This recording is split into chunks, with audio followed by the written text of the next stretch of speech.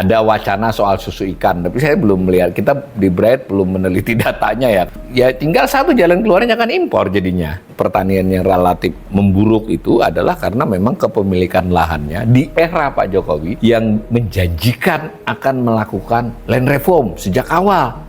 Bahasa populernya mau bagi-bagi tanah nih, karena disadari bahwa petani ini kurang lahan. Janjinya mau bagi-bagi lahan, mau land reform, faktanya penguasaan petani atas lahan pertanian itu menyempit secara rata-rata. Dari jumlah petani, dari jumlah usaha tani, rumah tangga petani. Bagaimana mungkin nih dijanjikan mau dikasih lahan, yang ada lahannya menyempit. Maka kita mendapatkan skor ketahanan pangan Indonesia yang ya tidak sembodo ya Pak Sejoto, tidak cukup mencerminkan kita negara agraris sejak dahulu. Petaninya banyak, lahannya biarpun tadi sempit-sempit tapi banyak, luas. Skor ketahanan pangan Indonesia, Global Food Security Index, itu di bawah rata-rata dunia. Kita lebih baik sedikit dari Thailand. Data 2022 ya, saya kira 2023-2024 kemungkinan itu sudah disalib karena selisihnya hanya 0,1 poin. Ya, kita lebih buruk dari Vietnam, Malaysia, Singapura, dan rata-rata dunia. Impor beras dari Thailand. Nah, itu jawabannya begini.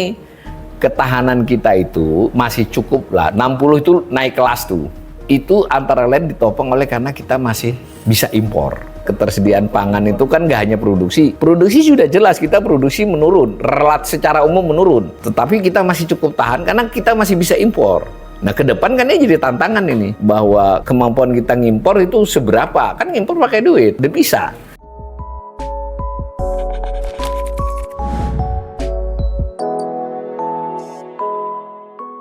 Kalau kita sederhanakan, akibat 5 tahun itu terlalu tinggi targetnya, diturunin target, ternyata tetap tidak berhasil dan industri tumbuh di bawah rata-rata pertumbuhan ekonomi. Nah, di sebelah kanannya adalah porsi industri pengolahan. Akibat tumbuhnya begitu, maka porsi itu jadi dari 17 sektor termasuk dia sendiri, itu berapa persen? Negara itu disebut industri umumnya setelah mencapai 35% atau lebih. Nah, kita sudah sempat mencapai hampir 30%, 29, berapa di tahun 2002. Terus pelan-pelan turun, disebut deindustrialisasi. Jadi proses dari 70 sampai tahun 2002 atau di banyak negara pokoknya proses industri makin penting, porsinya makin besar, itu disebut industrialisasi. Nah, di Indonesia terjadi deindustrialisasi. Tentu kita harus fair ini. Deindustrialisasi terjadi sejak sebelum pemerintahan Jokowi. Tetapi pemerintahan Jokowi tidak berhasil menahan laju itu dan tetap melanjutkan. Padahal tegas itu narasinya di RPJMN 1 maupun 2 ada upaya reindustrialisasi. Jadi gagal ya. Jadi, karena kalau di Prodi 1 targetnya itu sampai 86%. Iya, betul. Tapi arahnya jurus berkebalikan ya, dari 4,3% menjadi 3,8% pertumbuhannya. Jadi niatnya itu sangat tinggi, tapi mungkin di pertengahan pemerintahan itu ada terjadi perubahan paradigma atau perubahan kebijakan yang membuat atau disadari bahwa ini terlalu berat. Saya lebih cenderung yang alasan bahwa ini terlalu berat dicapai. Diturunin targetnya. Jadi setelah targetnya turunkan di RPJMN kedua, periode kedua, ternyata nilainya juga tidak bisa berhasil. Ya, begitulah. Setelah recovery COVID sekalipun ya. Ya. Seharusnya ketika recovery itu nilainya relatif lebih tinggi. Ya. Ya, semacam itu. Nah, mungkin kita lanjut, itu berarti kalau tidak ada perubahan serius di pemerintahan berikut ini kan bukan soal angka saja. Pertumbuhan itu mencerminkan perkembangan pertumbuhan produksi barang dan jasanya di industri manufaktur. Tetapi di balik itu kan ada kapasitas. Jadi kita bisa bayangkan ya, sebuah pabrik, ini ilustrasi saja, itu punya kapasitas produksi sebutlah sehari 1000 unit, setahun sekian ribu unit, itu kapasitas namanya. Tapi produksinya kan bisa di bawahnya 900 berapa. Tapi bisa juga sedikit lebih ketika misalnya terjadi lembur sampai 3 shift. Ada soal kapasitas produksi dan ada soal produksi realnya. Nah, keberlanjutan untuk tetap akan tumbuh rendah ini adalah karena kapasitas produksinya itu tidak tampak. Tentu di slide kita nggak kelihatan, nanti di kajian yang kita sedang tulis bareng ini nanti kita perlihatkan, itu namanya ada GDP potensial sebenarnya. Kita seberapa mengoptimalkannya. Nah, khusus untuk ini soal industri manufaktur. Industri manufaktur ini ya betul masih ada potensinya karena tidak full employment ya terhadap itu. Tetapi tanda-tanda kapasitas produksinya membesar itu tidak kelihatan. Oh ya, ini ada pertanyaan yang mungkin sangat relevan dengan slide ini ya. Nanti mungkin bisa dijawab di akhir atau bisa dijawab sekarang aja menurut Pak Awalil. Tapi pertanyaan dari Pak Rifki ini hanya di Indonesia bahasanya bukan industrialisasi tapi hilirisasi. Oh. Jadi apakah bukannya lebih baik Indonesia menata hilirisasi, huluisasi, dulukannya masa Indonesia di hulu dan di hilir. Mau bikin manufaktur bukan nanggung. Ya, nggak apa-apa kalau soal istilah kita tidak keberatan ya. Tetapi untuk perbandingan antar negara, untuk analisis kita membandingkan dengan negara lain lebih lazim industrialisasi. Tapi hilirisasi kita tidak keberatan. Cuma yang dari Bright ini keberatan itu adalah ketika hilirisasi itu maknanya menyempit, terutama secara opini publik. Ya, hilirisasi di RPJMN itu sudah disebut. RPJMN pertama loh, sebelum viral hilirisasi itu ada. Silahkan Ibu Bapak mengecek di dokumen RPJMN. Itu yang pertama, era pertama maksudnya, 2015-2019. Itu ada hilirisasi dan pengertian hilirisasi di situ dekat banget atau bisa dikatakan yang dimaksud adalah industrialisasi. Karena terkait pertanian, terkait dengan pertambangan, berbagai pertambangan. Di 2024 juga itu disebut lagi. Masih dengan konteks yang serupa. Tapi dalam wacana publik yang belakangan ini, ketika orang nyebut hilirisasi kan bayangannya tambang. Bahkan lebih khusus lagi adalah nikel. Nah, itu rawan kalau pengertiannya itu. Tapi apapun lah, kita kan bicara data agregatnya. Bahwa industrialisasi itu berbalik arah menjadi deindustrialisasi. Nah, dan deindustrialisasi yang sifatnya terlalu dini, prematur. Gitu ya. Bahwa istilah diganti, kalau huluisasi nggak pernah didengar ya. Sebenarnya kalau di dokumennya tidak sih. Kita harus fair ya Mas Andre, bahwa dalam dokumen-dokumen resminya itu tidak terjadi penyempitan. Kalau didefinisikan ya tetap dekat dengan Indonesia. Tetapi di opini, di orasi maupun di opini publik kan dia menyempit. Nah itu rawan. Oke, kita lanjut ya. Nah, pertanian ini memang berdasarkan pengalaman banyak negara yang relatif punya jumlah penduduk besar seperti Indonesia. Kita bisa jemput Jepang, kita bisa jemput Korea Selatan, negara-negara Eropa seperti Jerman, Amerika sendiri, itu bisalah menjadi salah satu benchmark kita. Tapi negara yang sebaya dengan kita, mau itu Brasil, Argentina, Thailand, itu Vietnam, itu juga bisa kita lihat sebagai pembanding. Tetapi secara teoritis itu memang porsinya pertanian ini mestinya berkurang seiring dengan naiknya industri tadi. Tetapi sekalipun dia berkurang direncanakan, tetap harus tumbuh dong. Dan tumbuhnya cukup tinggi. Mengapa? Karena kan dengan tumbuhnya tinggi, tetapi orangnya berpindah sebagian, itu berarti produktivitas per orang di pertanian itu meningkat. Logikanya itu begitu. Dan pertanian tetap menjadi salah satu tulang punggung, bukan menjadi salah malah. Tulang punggung awal dari industrialisasi itu adalah pertanian, bukan pertambangan sebenarnya. Itu lebih real karena menyangkut ketika pertanian bisa dikembangkan, dikaitkan dengan industrialisasi, itu akan berdampak pengganda, multiplier effect namanya, yang lebih besar. Membuat daya beli karena petani-petani relatif lebih sejahtera. Seharusnya. Ini kita bicara seharusnya kan, karena itu kita ngukur nih. Dan itu disadari oleh pembuat RPJMN. Dibuat target itu pertumbuhan sektor pertanian yang meningkat meskipun di bawah pertumbuhan ekonomi. Di periode kedua kembali juga diturunkan lagi. Ketika periode pertama itu tidak tercapai, periode kedua ketika diturunkan tidak tercapai. Kalau pertanian saya kira kalau mengaitkan dengan COVID mengada-ngada. Karena pada saat sektor-sektor lain tidak tumbuh, COVID 2020 negatif, pertanian masih bisa tumbuh. Nah, tetapi ketika beberapa sektor lain pulih, pertanian malah tetap rendah. Nah, jadi gitu ya. Jadi dari sisi pertumbuhan ekonomi, pertanian ini di bawah target. Nah, lalu akibatnya porsi sektor pertanian yang diharapkan menurun, masih bertahan. Menurun tapi bertahan. Nah, kalau digambarkan secara umum, maka kita punya kesimpulan tambahan bahwa transformasi perekonomian, penguatan struktur ekonomi tidak terjadi di era Jokowi ini. Jadi kalau digambar ini kan tampak tuh, pertaniannya memang sebelum era Jokowi menurun porsinya, di era Jokowi menurunnya tipis banget, landai itu 13,34 menjadi 12,5. Angka 2024 adalah angka perkiraan kami ya, belum selesai, baru satu semester. Kemudian industri dari 21% menjadi hanya 18,75%.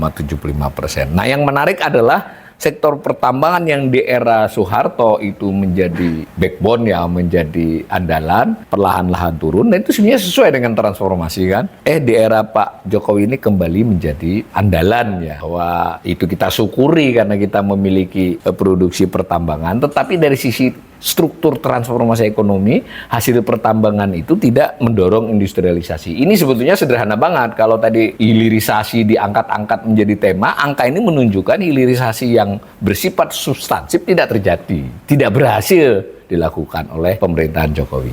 Nah, itu transformasi. Kita lanjut ya, dari sisi pertumbuhan ekonomi ini sebetulnya ada analisis lain, tapi di sini kita ringkas saja.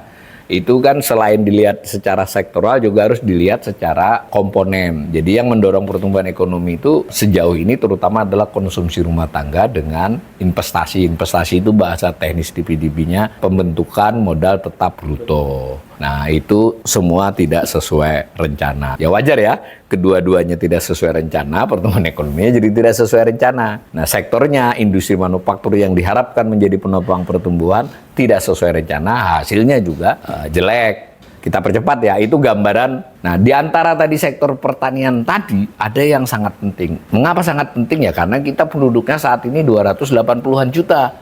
Dan nampaknya tidak akan berkurang di 10 tahun yang akan datang kan. Kita termasuk negara dengan jumlah penduduk yang sangat banyak. Dan mereka semua perlu makan, ya kan, perlu makan dan idealnya malah makan yang bergizi ya. Jadi karena itu secara nama program bagus tuh program Prabowo ini makan bergizi gratis gitu kan. Dan mungkin di masa depan kalau memang kita bagus pembangunan ekonominya ya makan bergizi gratis ini tersedia bagi seluruh penduduk yang mau gitu. Kalau yang kuat bayar ya silakan bayar. Nah, kita lihat dulu sebelum sampai ke makan siang, makan bergizi gratis ya. Ternyata pertanian tadi kan ada subsektornya tuh, 7 ya subsektor pertanian. Salah satunya tanaman pangan, salah duanya hortikultura. Pangan itu berarti padi, jagung, ubi kayu, ubi jalar, kacang tanah, kacang hijau. Kalau hortikultura itu ya buah-buahan dan sayuran. Lalu ada perkebunan, perikanan ya kurang lebih begitu, peternakan. Nah kita ambil contoh-contoh langsung ke subnya, ke komoditasnya. Nah tampak bahwa produksi padi itu era Presiden Jokowi ini mengalami penurunan. Meski perlahan tapi menurun. Ini slide kita buat malam tadi, produksi tahun 2023 53,98 juta ton. Nah tadi kita sudah dapat data baru diumumkan BPS sebelum kita masukin ke sini, turun lagi 2024 ini menjadi 52,66 juta ton. Jadi clear ya bahwa produksi padi di era Jokowi mengalami penurunan. Nah jagung itu kita tidak bilang menurun, tetapi bisa kita bilang mengalami stagnasi. Jadi sempat menaik di awal-awal tahun pemerintahan Jokowi sampai 2017, dari 2015, 16, 17 itu naik, tetapi kemudian turun, sedikit menaik di 2 tahun 2022, sedikit ya. Dan 2023 turun lagi menjadi 19,98. Nah ini hari ini lagi ada pengumuman lagi tadi saya lihat, ada sedikit kenaikan, tetapi ini diumumkannya pakai metode baru ya, jadi saya belum ngecek metode lamanya. Metode baru dan lama dalam padi ini soal jagung kadar air. Tapi prinsipnya dari gambar grafik itu terjadi stagnasi produksi. Kemudian yang lain, produk pangan yang lain kita nggak nyebut angka, itu lihat gambarnya saja. Kedelai turun drastis jadi sepertiga selama era Jokowi. Kemudian kacang tanah turun jadi separuh, kacang hijau turun sekitar seperempatnya. Itu fakta produksi tanaman pangan. Kemudian ubi kayu. Nah, ubi kayu di 3 tahun terakhir sedikit meningkat, tetapi dibandingkan dengan awal-awal pemerintahan Jokowi jelas menurun. Itu ada gambarnya ya. Jadi ubi kayu, nah singkong, ubi jalar juga polanya hampir sama. Mungkin kenaikan di 2020, 2023 itu sedikit naik itu. Bisa jadi ada kaitan dengan food estate kita, nampaknya nanti di Bright harus kaji lebih jauh Mas Andri ini. Tapi prinsipnya datanya begitu. Itu tanaman pangan. Lalu produk lain, daging sapi. Kalau dilihat gambar itu di era SBY kedua terutama terjadi peningkatan tajam produksi daging sapi ya. Ya di periode pertamanya fluktuasi. Nah sedangkan di era Pak Jokowi ini fluktuasi tetapi dengan besaran yang stagnan di 500-an ribu ton. Jadi produksi 2023 dengan 2014 itu hampir setara kan, 498 ribu ton dengan 503 ribu ton. Nah lalu susu juga kelihatan itu mengalami stagnasi. Jadi daging sapi, susu stagnasi. Nah ini sekaligus kita mengingatkan para pemirsa nih, bahwa kalau kita mau bicara makan bergizi gratis tadi, kalau daging sapi kan tidak disebut-sebut ya, tapi susu kan disebut-sebut. Kita faktanya produksinya segini. Jadi kalau memang mau ada program besar-besaran makan biji gratis, ya ada wacana soal susu ikan. Tapi saya belum melihat, kita di Bright belum meneliti datanya ya. Kayaknya ya kalau memang sebanyak susu ini kan sudah rame dari kemarin tuh. Ya tinggal satu jalan keluarnya kan impor jadinya. Nah, kurang lebih begitu. Itu produksi. Ini ditopang oleh produksi pangan yang seperti itu, pertanian yang relatif memburuk itu adalah karena memang kepemilikan lahannya di era Pak Jokowi yang menjanjikan akan melakukan land reform sejak awal. Bahasa populernya mau bagi-bagi tanah nih, karena disadari bahwa petani ini kurang lahan. Tetapi janjinya mau bagi-bagi lahan, mau land reform, faktanya penguasaan petani atas lahan pertanian itu menyempit secara rata-rata. Kebayang kan? Jadi petani gurem itu per 2023 itu sudah mencapai 61,67% dari jumlah petani, dari jumlah usaha tani, rumah tangga petani. Pada saat 2013, karena datanya ini sensus ya, tidak bisa membandingin 2014, itu sensus pertanian yang dilakukan oleh BPS itu baru 56%. Bagaimana mungkin nih dijanjikan mau dikasih lahan, yang ada lahannya menyempit. Ya wajar, karena mungkin ada tak lahan yang di keluarga diwariskan kepada 2 orang, misalnya kan seperti itu. Sehingga menyempit. Fenomena petani gurem dan petani amat gurem itu meningkat di Indonesia. Ujungnya dari produksi pertanian begitu, khususnya produksi pangan begitu, yang antara lain disebabkan oleh kegureman petaninya, maka kita mendapatkan skor ketahanan pangan Indonesia yang ya tidak sembodo ya bahasa Jawa, tidak cukup mencerminkan kita negara agraris sejak dahulu. Petaninya banyak, lahannya biarpun tadi sempit-sempit tapi banyak, luas. Itu ternyata skor ketahanan pangan kita itu hanya 60,2. Jadi dari 0 sampai 100 ya naik kelas mungkin 60 itu, tapi ya sudah ranking berapa kan. Nah dari sisi peringkat kita dari 113 itu 63, berarti kita termasuk separuh di bawah. Nah, kalau digambar itu nampak bahwa skor GFSI, skor ketahanan pangan Indonesia, Global Food Security Index, itu di bawah rata-rata dunia. Dibandingkan dengan beberapa negara, kita juga relatif, kita lebih baik sedikit dari Thailand. Data 2022 ya, saya kira 2023-2024 kemungkinan itu sudah disalip, karena selisihnya hanya 0,1 poin. Ya, kita lebih buruk dari Vietnam, Malaysia, Singapura, dan rata-rata dunia. Impor beras dari Thailand. Nah, itu kan ini kan ketahanan. Nah, itu jawabannya begini. Ketahanan kita itu masih cukup lah. 60 itu naik kelas tuh. Tapi jelek. Itu antara lain ditopang oleh karena kita masih bisa impor. Ketersediaan pangan itu kan nggak hanya produksi. Produksi sudah jelas kita produksi menurun. Secara umum menurun. Nah, tetapi kita masih cukup tahan karena kita masih bisa impor. Nah, ke depan kan ini jadi tantangan ini. Bahwa kemampuan kita ngimpor itu seberapa, kan ngimpor pakai duit, udah bisa. Nah kita punya nggak nanti? Nah tapi sebelum kita menyimpulkan begitu, kita perlu tahu dulu ini gambaran ekspor dan impor hasil pertanian.